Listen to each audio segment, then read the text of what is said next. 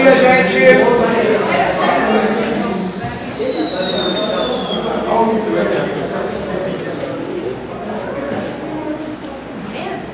Nós estamos um pouco atrasados pelo próprio dia, né?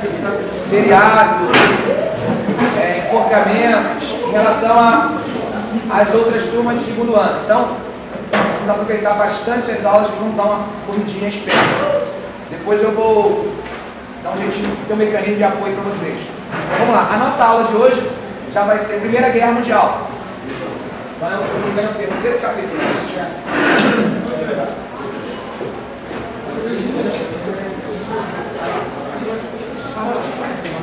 Você não sabe não? Eu nem sei onde está o papel mágico.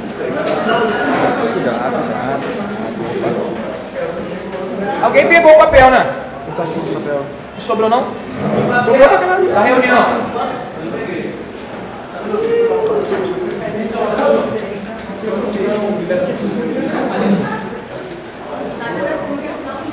Vamos lá, gente. Bom, na nossa última aula, nós conversamos sobre a América Latina no século 19 e 20. Falamos sobre características da organização da América Latina, características do tipo de governo, do autoritarismo. Falamos dos objetivos de unificação que não foram alcançados. Falamos do caudilismo. E temos uma entrada na Revolução Mexicana. Falamos sobre o porfirianismo, a Revolução Mexicana e a derrubada desse porfirianismo. Falamos sobre a participação popular nesse porfirianismo através das figuras de Pancho Villa, no norte do México, e de Emiliano Zapata, no sul, etc. Na aula de hoje, vamos tratar exatamente da Primeira Guerra Mundial. Vamos chamar na intimidade de PGM. Tá? Para a gente ficar mais íntimo, mais à vontade. Bom, a primeira coisa que a gente tem que saber seriam as causas da Primeira Guerra Mundial. Tradicionalmente, tem uma causa que sempre salta aos olhos quando a gente fala de Primeira Guerra Mundial, que é as disputas imperialistas. Quer dizer com isso? Que as disputas entre as potências europeias por colônias na África e na Ásia acabam sendo um motor importante na construção dos conflitos que levariam o mundo à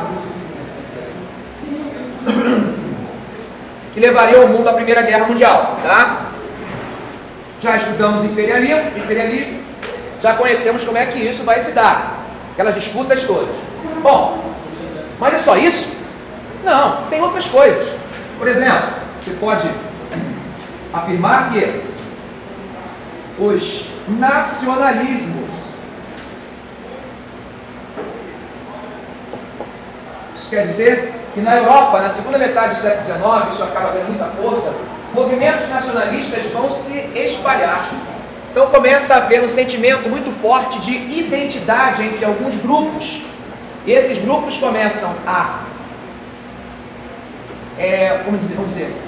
começam a sentir a necessidade de expurgar do seu meio as figuras que não fazem parte desse grupo.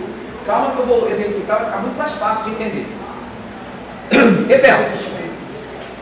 Judeus é uma nação que existe há 2000 anos sem ter estado no território. Então existia judeu em Portugal, existia judeu na Espanha, existia judeu na Rússia, existia judeu no mundo inteiro, certo? Só que acontece o seguinte, quando chega nesse momento nacionalismo exagerado nos países, os países começam a valorizar a sua própria identidade étnica e olhar para aqueles que não são daquela identidade e começar a sentir vontade de vê-los longe. Ou isso. Então você vai ter no século XIX um sentimento muito forte em todo o mundo de antissemitismo. O que é antissemitismo? Anti-judeu. Você vai ver também o próprio judeu, tá? Tentando se reunir a partir da sua própria identidade e criando o quê? Movimentos que valorizem a sua nacionalidade. É o chamado movimento sionista. Okay? Você vê, por exemplo, na região que hoje nós chamamos de Alemanha, também um sentimento de pertencimento entre os grupos. E aí, nós vamos ter uma tentativa, um projeto chamado de pan-germanismo. pan-germanismo, que era a tentativa de quê? De criar uma grande nação germânica. Você também vai ver por parte da Rússia um forte sentimento nacionalista que vai buscar na sua principal etnia identidades com outros povos, também incentivando a criação de uma grande nação de origem eslava. Então nós vamos ter também, pregado pela Rússia, defendido pela Rússia, o chamado pan-eslavismo. Pan-germanismo é pregado pela Alemanha, tá? Há uma tentativa de criar uma grande nação formada por germânicos. Ok? Porque aqui está valorizando a etnia, eu falei identidade. A Rússia vai buscar criar o pan-eslavismo, baseado nessa etnia eslava. Ok? A França, ela vai também ter um sentimento nacionalista forte, principalmente incentivado por aquilo que a gente conhece como revanchismo francês. Ok? Esse revanchismo francês ele vai chegar ao ponto de influenciar atitudes quase suicidas nos seus soldados, baseado naquilo que a gente chama de chauvinismo. O que seria isso? Soldados que querem lutar pela França de qualquer maneira. E aí você tem exemplo de soldados que vão à guerra, são filhos, dão um tiro, aí volta pra cá. Aí fica doido para ficar bom de novo, vai pra guerra, lutou na outra, e volta. Mas aí eu prefiro ficar tirando, não, quero esse sentimento forte de lutar pela nação francesa. Tá? Então são um sentimento muito forte que acaba gerando o quê? Rivalidade. Então nós não podemos dizer que apenas existe as disputas imperiais como motivo para a Primeira Guerra. Nós temos os nacionalismos. E uma coisa que está muito relacionada a esse revanchismo francês aqui é o terceiro ponto que eu quero destacar, que é a quebra do equilíbrio europeu. O que seria essa quebra do equilíbrio europeu? No ano de 1871, a Europa está vivendo uma coisa chamada Guerra Franco-Prussiana.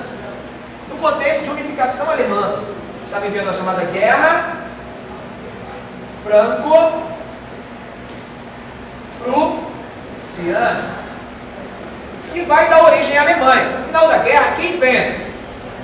A Prússia, que agora não é mais Prússia, agora é a Alemanha. E o interessante é o seguinte, a França é derrotada, por isso desenvolve-se o chamado revanchismo francês. Tá? A França, inclusive, vai tentar encontrar culpados para isso. Alguns vão dizer que é a falta de conhecimento geográfico, alguns vão procurar espiões no meio do povo, vão acabar encontrando um judeu, né? Coitado do judeu. Culpado no Deus, dizendo que o judeu é que tinha levado informações francesas para os alemães, esse judeu vai ser processado, vai ser condenado em sua família. Depois vão descobrir que o cara não tinha culpa nenhuma, o problema dele é que ele era judeu. Isso é o famoso caso Dreyfus. Mas uma coisa eu posso dizer, a França estava boladona. Por isso nós temos o chamado revanchismo francês. Agora tem um problema, surgiu uma grande nação na Europa com o fim dessa guerra, porque cerca de 38 estados se uniram e formaram um país só. E aí vocês devem lembrar que lá em 1814, 1815, houve o chamado Congresso de Viena. E o Congresso de Viena tentava arrumar a Europa depois da Era Napoleônica. E eles vão discutir como evitar uma nova situação daquela da França napoleônica. E a ideia, uma das ideias é manter o equilíbrio. Nenhuma nação poderia ser muito mais forte que a outra. Tá? E isso vai perdurar ao longo do século XIX. Quando chegamos em 1870, surge uma grande nação na Europa. E essa grande nação pode ser que leve o quê? A quebra do equilíbrio. Então isso é um outro motivo, porque a Alemanha, depois de criada, ela vai querer tirar crédito do seu tamanho. E aí, de certa forma, a gente pode ligar essa quebra do equilíbrio a isso aqui também. Porque a Alemanha, ao se tornar uma grande potência, ela vai querer ganhar maior espaço nessas disputas imperialistas. E isso vai gerar o quê? Conflitos. Beleza? Então até agora nós discutimos algumas tentativas de explicar por que a Primeira Guerra começou. Tranquilo até aí? Dúvidas? Nenhuma. Esse silêncio diz que não. Então vamos lá.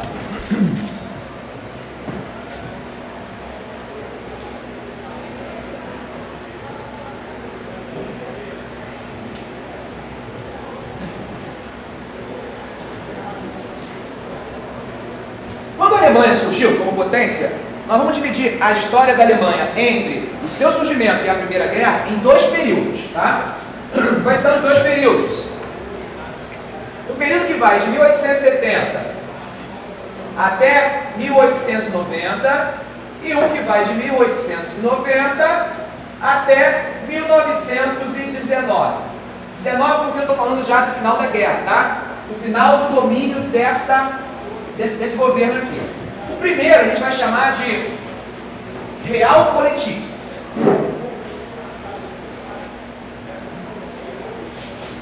E o segundo a gente vai chamar de Weltpolitik. Bom, durante esse período aqui, quem mandava realmente na Alemanha era uma figura chamada Otto von Bismarck. Vocês já conhecem ele, o Ottinho, que foi quem liderou a unificação alemã. O Otto, ele era um cara malandro, esperto, inteligente, sagaz, um político experiente. E aí ele sabe que com a unificação alemã, a Alemanha se torna uma grande nação, mas isso não é seguro, isso é perigoso. Perigoso por quê? Segundo a ideia de equilíbrio europeu, toda vez que uma grande nação surgisse, colocava em risco o sistema, né? Então qual seria a ideia? As outras potências se uniriam para acabar com essa ameaça. Então concorda comigo, quando a Alemanha surge, o Bismarck pensa, eles vão se sentir ameaçados. E aí a Alemanha corre riscos. Não vai dar nem para a gente começar a se desenvolver legal. Então ele começa a pregar a chamada Realpolitik. A gente pode usar uma frase para definir esse momento da história alemã, logo no início. Nós somos uma nação satisfeita. Tá? O que quer dizer isso? Na política externa, Bismarck vai afirmar para todos, a bom som, nós somos uma nação satisfeita, ou seja, não temos nenhuma ambição de se expandir, de ir para outros lugares, de lutar por mais espaço, nós estamos satisfeitos. É claro, isso é um discurso. Enquanto isso, ele ia fazendo o quê? Alianças secretas com os estados europeus. Tá? E qual a grande intenção de Bismarck ao fazer essas alianças secretas? Isolar a França. Foi. Bismarck é Alemanha. Tá? Qual era a grande intenção de Bismarck ao fazer essas alianças secretas? Isolar a França. A rivalidade entre a Alemanha e a França existiam, não acabaram com o fim da guerra franco-prussiana. Pelo contrário, eles se acirraram mais. Tá? Então você já sabe que vou começar a se pensar em aliança. A primeira aliança, ela é feita entre 3 países. Nós, a Alemanha, é uma nação satisfeita. Entendeu a lógica? Por que está dizendo isso? Que é uma nação satisfeita? Está dizendo para os outros, calma, não quero mais nada. Estou bem aqui, não vou querer nada de vocês. Eu não importa, sou grande, mas sou um grande sem olho grande. Entendeu? Por aí. A primeira aliança que ele consegue fazer é uma aliança que vai ser formada pelos seguintes países: Alemanha, Império Austro-Húngaro e Rússia. Essa aliança vai ser conhecida como Liga dos 3 Imperadores. Ok? Muito bem. Só que tem um pequeno problema nessa aliança aqui.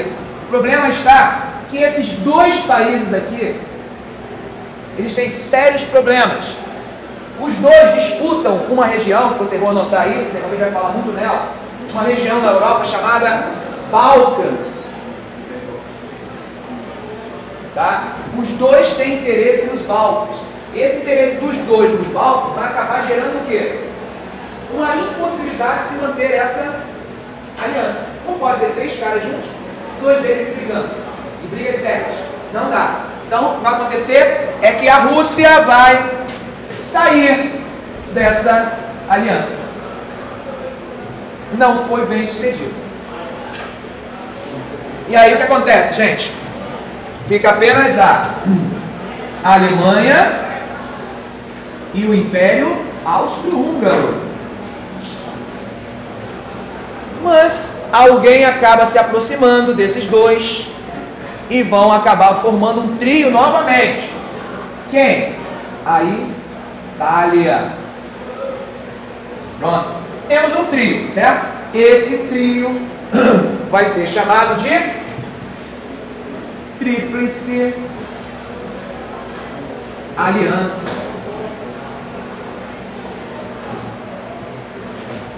Muito bem. Enquanto isso, o que estava acontecendo com a tadinha da França, que era isolada? Ela estava sendo isolada. Ele estava fazendo aliança com outros países e tentando isolar a França. A França já tinha problema demais. Por exemplo, a França historicamente não gostava da Inglaterra. E a Inglaterra historicamente não gostava da França. Viviam brigando. Conflitos e mais conflitos. Disputavam regiões, por exemplo, do Egito, do Marrocos. Um belo dia eles quase entraram numa guerra. Uma guerra que ia ser uma guerra feia. Num episódio que passa para a história com o nome de Incidente de Fachoda. Né? E esse momento foi um momento mesmo choda ali. E o que seria esse incidente? As tropas estavam todas já posicionadas para a guerra. Só faltava. E aí, de repente, eles resolvem pensar um pouquinho mais com a cabeça. Porque eles estavam pensando mais arma, né? Pensar um pouco com a cabeça. Como assim? Nós vamos entrar em guerra. Inglaterra e França. Qual é o resultado disso? O resultado disso é que a gente vai se enfraquecer, os dois, mesmo quem vencer. Enquanto isso, o que está acontecendo do outro lado? Alianças. Então isso vai ser bom para a gente, vai ser perigoso. É melhor, não que eu goste de você, nem que você goste de mim, mas é melhor a gente, em vez de brigar, fazer o quê? Fazer um pacto. Porque se a gente não fizer isso, quem vai acabar se fortalecendo é a Alemanha. E aí resolvem fazer uma aliança entre esses dois países que sempre foram rivais. Quem seriam esses países? Inglaterra e França. Formando então aquilo que ficou conhecido como Entente Cordial. Beleza? E aí as coisas foram se encaminhando até que tinha alguém perdido nessa situação toda, sem amigo, sem um ombro para chorar, que resolve se unir também a eles. Quem? A Rússia, isso aí, ó, tá soltinha aqui, ó. Ela acaba entrando desse lado. Mas não posso botar aqui porque Inglaterra, França e Rússia. Vou botar em vermelho para ficar com cor de sangue. Inglaterra, França e Rússia. Agora nós formamos um novo grupo. Em quem a gente foi só 2. Agora temos 3. Esse novo grupo vai se chamar Tríplice Entente. E será exatamente esses 2 grupos que liderarão o início da Primeira Guerra Mundial. De um lado a Tríplice Entente, do outro a Tríplice Aliança. Ok? Tranquilo? Dúvida até aí, gente? Nenhuma? Podemos continuar? Bom, vamos falar então agora um pouco sobre os Bálticos. Falei que a gente ia conversar sobre os Bálticos. Os Bálticos, uma região sem muita riqueza mineral, mas com importância muito grande do ponto de vista estratégico. Várias coisas ajudavam a compreender esse ponto de vista estratégico. Imagine aqui, vamos lá, fazer um mapinha aqui dos Bálticos. Quando eu colocar o mapa mesmo para vocês, e no livro de vocês tem esse mapa, vocês vão perceber que está bem diferente desse aqui. A ideia é que vocês tenham uma noção de direção do que eu estou explicando. Aqui acima, Paulo, foi?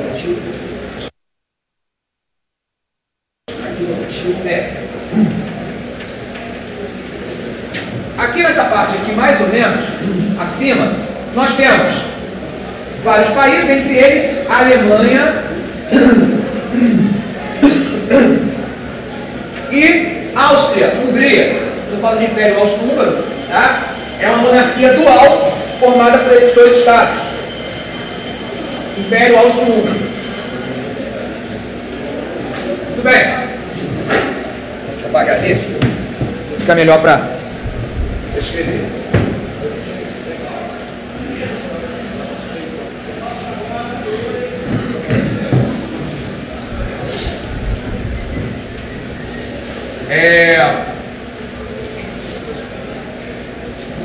Aqui nós temos uma grande nação gigantesca chamada Rússia.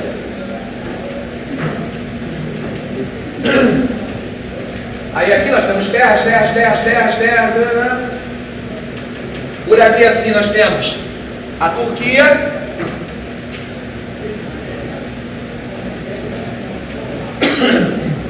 Que na verdade, nesse momento, não é um país apenas. A Turquia é um império antigo, um império decadente.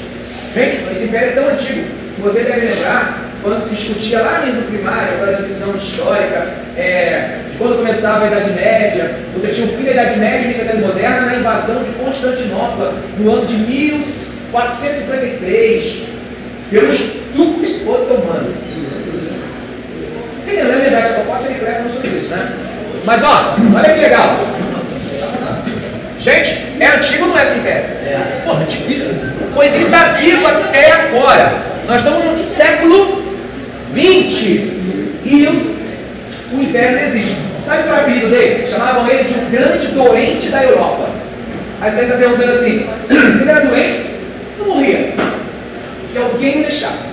Alguém protegia esse doente da Europa para não morrer. E quem protegia? A Inglaterra. Para a Inglaterra, esse império turco-otomano era útil. Ele era útil. E útil por quê? Agora vamos entender. Olhar isso aqui, imagina que aqui está França, Península Ibérica, África aqui embaixo, e a Inglaterra está aqui. Bom dia. Tá, a Inglaterra. Oi? Em todos esses países. Só isso aqui. Claro que é bem menor, mas é só isso aqui.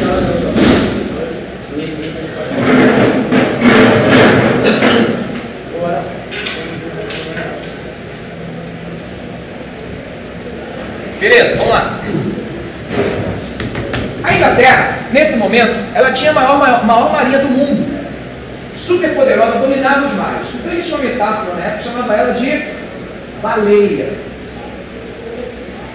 Ela dominava os mares. Por isso chamava de baleia. E enquanto a posição da baleia, existia um outro animal, que era o urso. Existia na Europa também um outro país que era chamado de urso. Que tinha um controle sobre uma área muito importante do ponto de vista estratégico, discutido na época, mas que era a terra. Quem seria esse urso? A Rússia. E por quê? Por que a Rússia era chamada de urso? Justamente porque o urso tem dificuldade de nadar, né? Então quer dizer que a Rússia não tinha grandes dotes em relação ao mar. A Rússia não tinha uma marinha efetiva. E aí eu pergunto a vocês, não tinha por quê? Porque ela não queria? Não, pelas condições dela. Os mares que circundavam a Rússia, na maior parte do ano, estavam congelados. Então a Rússia não tinha acesso aos mares quentes, logo ela não podia ter uma marinha poderosa. Mas, se a Rússia conseguisse dominar essa região aqui, onde existiam dois estreitos, chamados de Bósforo e Dardanelos, a Rússia conseguiria quentes. E ela poderia desenvolver uma marinha. Alguns diziam, o russo ganharia nadadeiras. A Inglaterra queria isso? Não. Então o que a Inglaterra fazia? Defendia o Império Turco, porque o Império Turco, na verdade, dominava isso aqui tudinho, ó. Enquanto o Império Turco existisse ali, a Rússia não ia conseguir ter acesso aos mares quentes. Por isso o doente da Europa era batata. Mas vocês já perceberam que tem uma parte dos Balcãs que é dominado por quem? Olha lá. Por quem? Pelos turcos. Reparou? Então aqui tem uma parte que é dominada pelos turcos. Os povos que existem aqui, a maioria deles tinha uma origem étnica comum. Qual era a origem étnica desses povos? Eslavos. Então já estamos começando a lembrar de alguma coisa que nós já falamos hoje, né? Muitos povos daqui tinham uma etnia eslava. E a Rússia tinha planos de criar uma grande nação aqui dentro, que se chamaria a Grande Sérvia. E a construção dessa nação estava dentro daquilo que a gente chama de quê? De pan-islamismo. Isso. Beleza, não começa a fazer sentido você narrar as coisas? A ideia da Rússia era criar uma grande nação aqui dentro, que deveria ser chamada de a Grande Sérvia. E a construção da Grande Sérvia seria um projeto dentro do nacionalismo que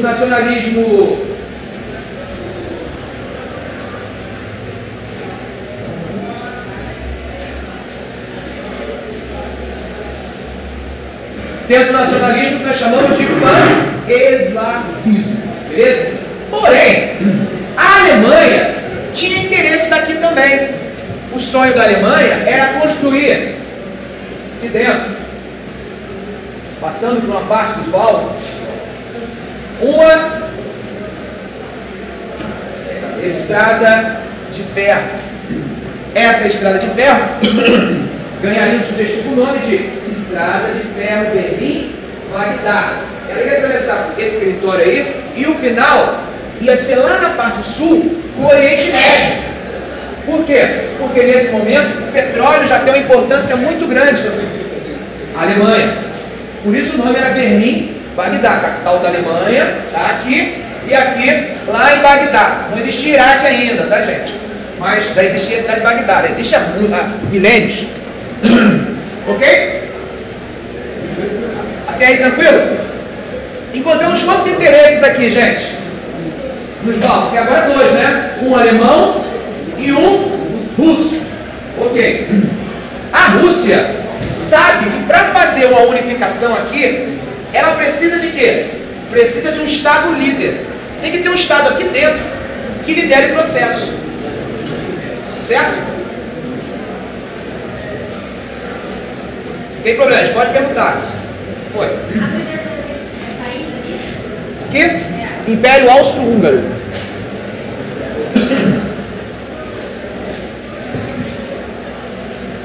Bom, voltando, né? Para que acontecesse aqui a unificação, tem que ter um país para liderar. Um país aqui de dentro. Então vai ter um Estado aí que vai ser escolhido pela Rússia, indicado pela Rússia, financiado pela Rússia, ajudado pela Rússia, para liderar o processo de unificação aqui dentro, para formar a Grande Sérvia. O nome desse não precisa nem pensar muito. Que Estado foi esse escolhido? Sérvia. Tá? A Sérvia seria o Estado líder desse processo. Já que sabe, então, para a Sérvia conseguir o seu intento, ela vai disputar contra quem, a princípio? Contra a Turquia. E ela vai fazer guerras com a Turquia, só que não vai destruir o Império Turco. Agora as coisas vão piorar para a Sérvia quando acontecer uma coisa, um incidente. Uma região dentro dos Balcãs, vai ser invadida por um outro Estado europeu, que não é a Alemanha, não é o Império Turco. Que Estado será esse que vai invadir os Balcãs?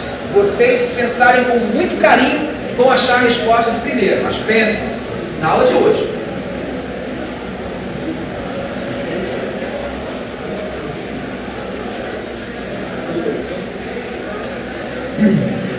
Não, tem que pensar mesmo, cara. Não é pensar nos países sem água, não vários planos. É pensar numa lógica do que eu falei hoje. Eu não falei que isso que aconteceu, mas uma dica, uma pista eu dei na aula de hoje, que vocês podem usar essa pista para saber a resposta. Qual foi o país que acabou invadindo uma região dos Balcãs?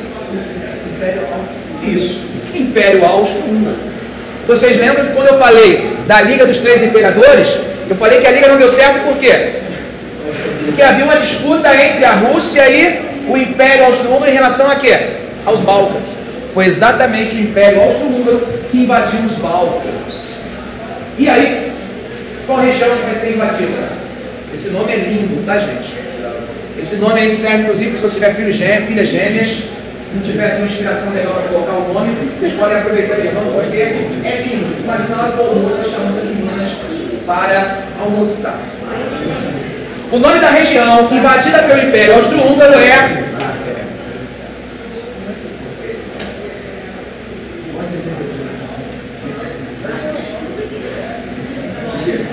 Bósnia-Herzegovina. Muito bem. Essa região agora está sendo dominada pelo Império Austro-Húngaro. A Sérvia vai ficar feliz com isso? Não. A Sérvia vai ficar muito revoltada. Mas ela vai ter sérios problemas para agora enfrentar tanto o Império Turco quanto o Império Austro-Húngaro. Então começa a surgir dentro da Sérvia movimentos radicais que tentam lutar contra a presença dos austríacos dentro dos Balcãs. E o que vai surgir dentro? Como é que são esses movimentos? Organizações secretas. Nos dias de hoje, nós chamaríamos de terroristas. Esse termo não era usado nessa época, então não dá para a gente fazer essa associação. Mas dá para a gente sentir mais ou menos coisas mais práticas. Atentados, promoviam badernas, greves, manifestações, tudo isso, boicotes, tudo isso para tornar a presença austríaca na Bósnia e Herzegovina um desastre, ou seja, uma bosta.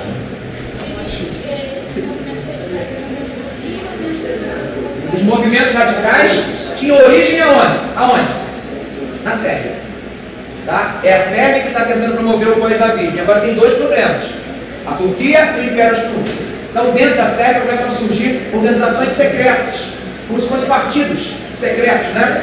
Que vão promover lá dentro da Bósnia e Herzegovina esse pandemônio todo. Qual é a ideia? É fazer com que os austro-húngaros olhem para a situação e digam: ah, não dá, vou sair, vou embora, vou meter o pé. Né? A ideia é essa. E as coisas vão ficando cada vez mais feias. Aí o Império Austro-Húngaro resolve tomar uma atitude. Qual seria a atitude do Império Austro-Húngaro? O Kaiser, né, austríaco, pensa: eu vou tentar mudar o status dessa região, para que essa região que foi invadida, vamos dizer que essa região está aqui, ó, para que essa região que foi invadida se sinta mais importante que os seus vizinhos e pare de dar apoio aos terroristas, não, né? Às organizações sérvias, ok? Então, o que vai acontecer então, a partir desse momento? O soberano vai enviar um emissário seu para a região, para fazer discursos e tentar mostrar um emissário seu, enviado especial. E aí, para tentar fazer discursos e convencer esses caras de que eles, na verdade, não são colônias dos austríacos. Eles são, na verdade, mais uma parte do império. Então, como se fosse assim: agora seríamos Império Austro-Húngaro, Bósnia e Herzegovina. Ele achava que isso ia trazer um sentimento de mais importância para os bósnios, e os bósnios iam deixar de apoiar os movimentos sérvios. Tá? Aí os sérvios não iam conseguir mais desestabilizar a região. Essa era uma ideia deles. E para isso, ele escolhe uma pessoa especial para ir. Não escolhe qualquer um. Escolhe seu filho. Seu filho era um senhor já de meia idade, casado, que torcia pela morte do pai. Afinal, ele era um príncipe herdeiro. E o pai já estava vendo como via. E ele continuava sendo apenas um príncipe herdeiro. Então, ele foi enviado. O nome dele era Francisco Ferdinando. Foi o senhor Francisco Ferdinando com sua comitiva e sua digníssima esposa visitar a Bósnia e Herzegovina. Chegando à Bósnia, ele fez vários discursos. Tem um momento, inclusive, que ele está passeando no centro da cidade, né, com carro de segurança e tal, alguém dispara um morteiro contra ele. O morteiro não atinge o carro dele, mas atinge o carro de segurança, que são feridos, vão para o hospital. Ele fica muito bolado, reclama com o governo da Borja, que não tinha garantido a sua segurança, afinal ele era o arquiduque Francisco Ferdinando, príncipe herdeiro do Império Austríaco. E aí, ele se manda para o hospital, visitar os caras, aí o governo oferece alguém para ele que ele não quer, está muito bolado. E ele vai, pega o seu carro e vai, o motorista e tal, se perde na cidade, fica dando voltas, até que resolve parar. Tinha um bar, uma espécie de barzinho, né? E ele resolve parar para pedir informação. Ele parou no bar, estava assim, bem animado, os caras estavam bebendo, felizes e tal. E aí o motorista vai até o carro, porque lá no pedir informação, os caras estavam festejando o quê? O atentado da manhã. Eram coisas sérias. Quando o motorista identifica e conta a sua história, vocês imaginam a cara de surpresa dos caras que estavam lá festejando. Sai um estudante no meio deles, um jovem estudante, e vai em direção ao carro, puxa sua pistola e dispara. Atinge o soberano não, o arquiduque, e atinge a sua esposa. Há relatos, né, de que teve tempo ali de chegar perto do ouvido dela e falar: meu amor, não conta, você precisa cuidar dos nossos filhos. Mas ela não obedeceu. Morreu ela e morreu ele. Gente, a partir daí começa uma perseguição na Sérvia, na Bósnia, para buscar esses caras. Acabam identificando a figura do estudante, que chamava Gravino Príncipe. Vocês sabem que você gravar esses nomes, né? Eu estou só falando por falar, mas não precisa gravar, que ninguém vai pedir que você saiba esse nome na prova. Gravino Príncipe foge da polícia, atravessa uma ponte, em cima de um grande rio. Quando ele percebe que está cercado dos dois lados da ponte, ele se joga. Mas o detalhe, esses caras usavam sempre no bolso uma cápsula de cianureto. Cianureto é um veneno mortal. Caso eles fossem presos, eles deveriam fazer o quê? E ele pula no rio. Ele pula, quase dá uma porção na perna, sei lá, se algum quebrou, não sei. Ninguém consegue chegar à margem. Sobrevive da queda, não morre afogado, chega à margem, é preso. Não está vendo o soldado aqui no pé dele, pega a cabo do cianureto e coloca na boca, só não chega a olhar. E não morre. É preso e interrogado. Tem fotos, assim, encontra fotos na internet do interrogatório dele. Aí fica provado que tudo foi planejado na Sérvia por uma organização secreta chamada Mão Negra. Isso aí. Aí agora tem que pensar, será que o governo sérvio sabe disso ou é apenas uma organização secreta que tem a ver com o governo? A Áustria fica revoltada e resolve fazer exigências aos sérvios. Qual é a exigência? Que todas as organizações secretas sejam perseguidas e desmanteladas. Que se investigue todos os culpados indiretos pelo atentado. E mais, a terceira parte é que é problemática porque a Sérvia não vai aceitar. Que toda a investigação seja acompanhada pela polícia austríaca. Essa parte a Sérvia não aceita. E quando dá a resposta negativa aos austríacos, os austríacos fazem o quê? Declaram guerra. Sérvia. Oi.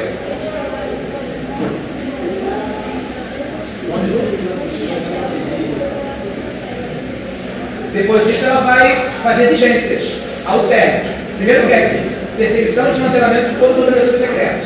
Uma investigação para descobrir todos os culpados pelo atentado. Não só o garoto, todos que organizaram o atentado. E vai querer que a polícia austríaca acompanhe as investigações. Essa parte é que a Sérvia não vai aceitar. Olha o que acontece aqui, gente.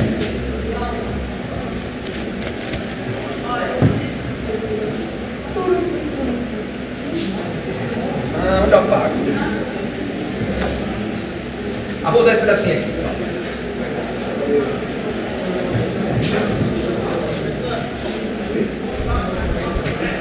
Vou usar esse pedacinho aqui. Bom, Sérvia vai agora entrar em guerra com quem? Império Austro-Húngaro. Ainda não é Austro-Húngaro. Não, Império Austro-Húngaro é, como eu falei, uma monarquia dual formada por dois estados, Áustria e Hungria. Tá? Gente, tadinha da Sérvia, né? É uma situação difícil. Quem colocou ela nessa furada? A Rússia. Quem é que tinha um projeto chamado Fãs da Virgem? A Rússia.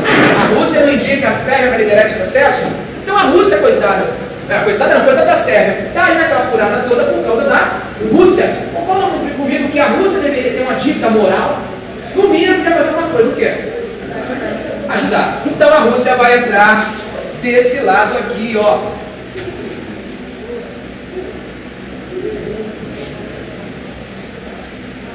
Quando isso começa a acontecer, a Alemanha vai pensar em lançar em prática um plano, porque ela está vendo que as coisas estão se encaminhando, a Rússia já entrou, então ela vai colocar um plano em andamento. Que plano é esse? Gente, olha só como é que as coisas estavam se encaminhando naquela chamada paz armada, desde a unificação alemã até 1914. Existia um plano de 1905, chamado Plano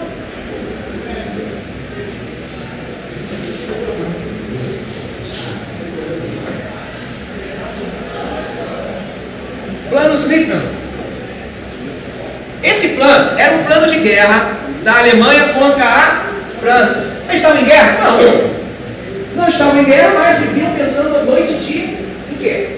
Em guerra, principalmente essa rivalidade entre a Alemanha e França. A Alemanha criou um plano lá em 1905, 9 anos antes da guerra. O que seria esse plano? Esse plano era o seguinte. Imagine que aqui, gente, desse lado está a França. A Alemanha está aqui. A França está aqui. A Rússia está aqui. Certo? A Alemanha pensa, eu tenho que invadir a França e dominá-la em 6 semanas. E ele vai fazer um plano para que isso seja possível. Tem que ser em 6 semanas. Dá para ser em 7? Não. 6. Se for 5, melhor ainda. Mais do que 6 não pode. Por que eles falavam isso nesse plano? Porque a Alemanha pensava, quando eu invadir a França, o que vai acabar acontecendo? O que vai acabar acontecendo? A Rússia está onde? A Rússia está aqui. Eu estou invadindo aqui. Essa minha fronteira está desvanecida, não está? Então a Rússia vai invadir.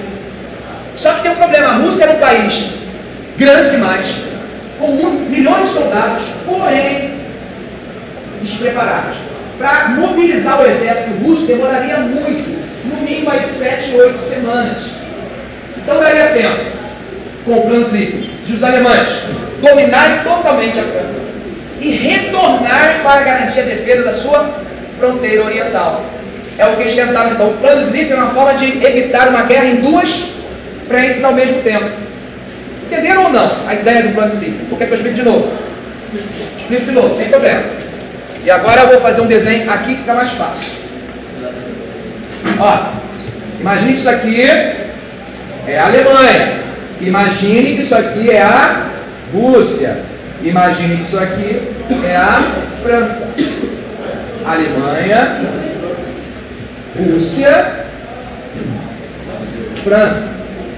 O que o plano Schlieffen dizia? O plano Schlieffen dizia que eu tinha que entrar aqui com as minhas tropas, dominar a França em apenas 6 semanas. Porque ele sabia que quando ele invadisse a França, iria ocorrer uma mobilização de tropas na Rússia para invadir a Alemanha. Então, se eu não conseguisse fazer em 6 semanas, não daria tempo de eu voltar e garantir a minha defesa. Eu ia ter que acabar enfrentando uma guerra de 2 lados. Eu ia ficar cercado. Então, para evitar uma guerra em 2 frentes, uma frente oriental e outra ocidental ao mesmo tempo, eu teria que cumprir esse prazo, voltar para poder enfrentar a Rússia. Ok? Esse é o chamado plano Schlieffen, feito 9 anos antes da guerra. Mas aí a Rússia estava na guerra, certo? Sim, mas a questão da Sérvia é uma questão mais localizada. Ainda estava mobilizando, não era a Alemanha.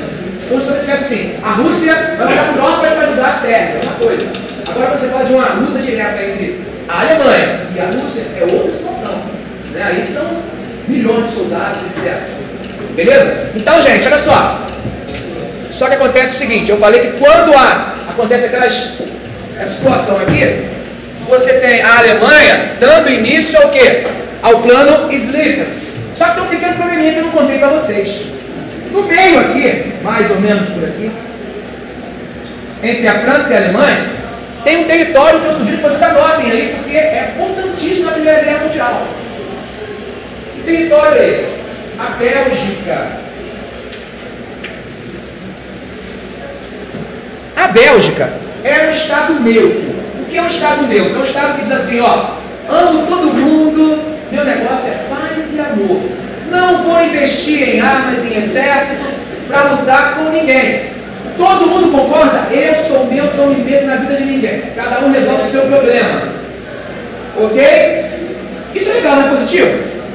Não, pensa direitinho. Um país, um estado que abre mão, falando em termos de guerra, abre mão de guerra, é legal, é positivo. Só é positivo.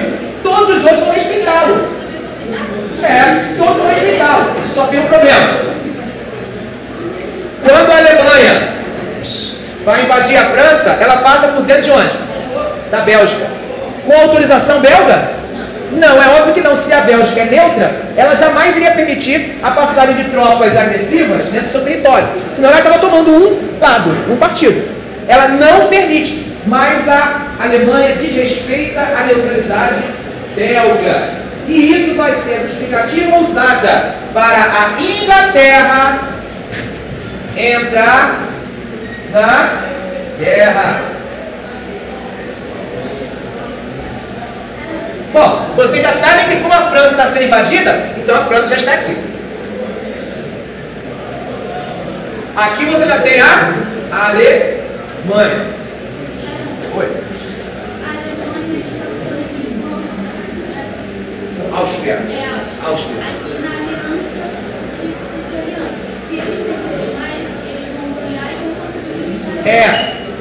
Gente, olha só. Essa primeira parte da aula, aqui é uma aliança que é feita, documentos. Que lá na frente, se acontecer alguma coisa, vai acontecer isso. Quando nós estamos falando dos fatos, essa aliança ali está se formando aqui. Estão cumprindo o que tinham combinado lá no passado. Você vai ver, aqui já tem, ó, desse lado, Rússia, Inglaterra e França. Aqui você já tem Império Austro-Húngaro e Alemanha. A Itália vai ficar meio em cima do muro. Sabe quem acaba entrando desse lado também? O Império Turco-Otomano.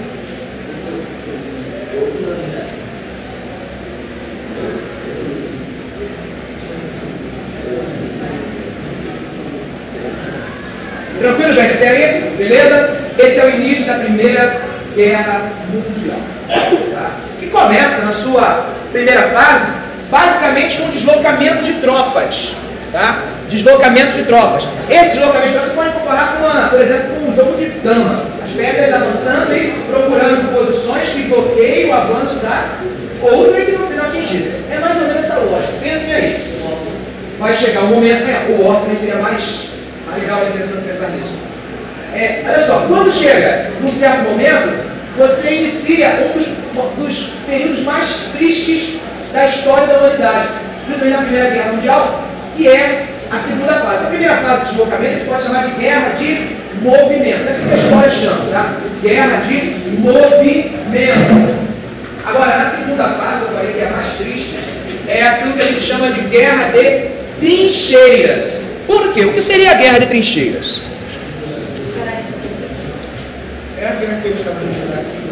Isso aí. E os caras passam tipo na flecha, e as pessoas estão reclamação dos caras.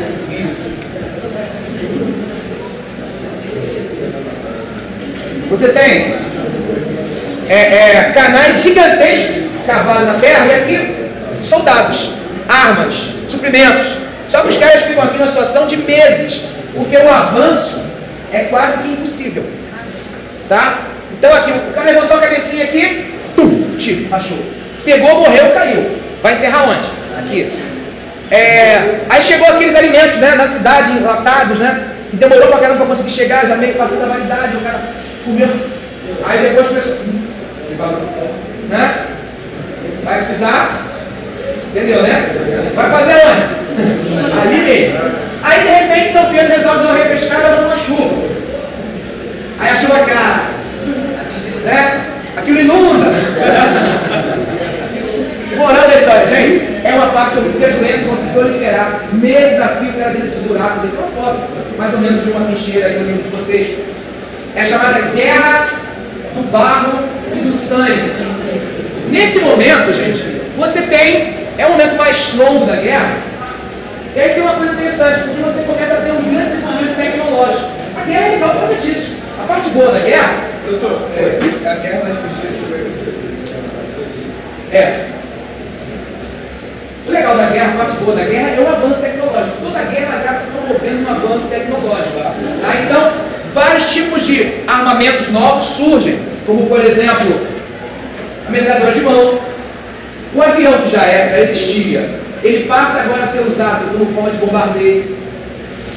O interessante disso tudo é que não existia radar, né? Então você tinha que ficar com os sentidos alerta, olhando para o céu e ouvidos atentos, que a qualquer momento você poderia ser atacado.